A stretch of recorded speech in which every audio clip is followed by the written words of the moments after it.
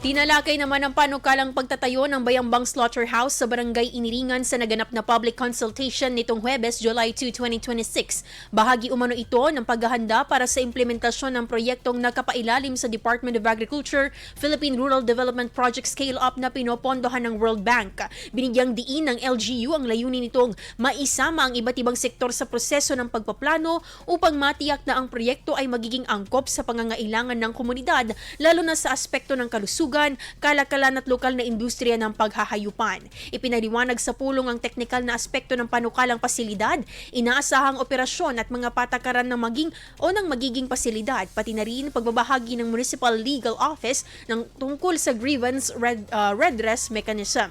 Nagkaroon din ng malayang talakayan kung saan naglabas ng mga tanong at mungkahi ang mga dumalo, partikular sa epekto ng proyekto sa kabuhayan ng mga livestock raisers at sa pangkalahatang operasyon ng palengke ng karne sa bayan.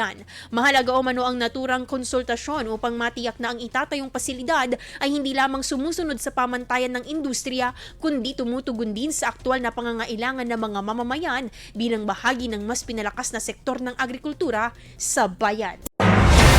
IFM News. IFM News. IFM News.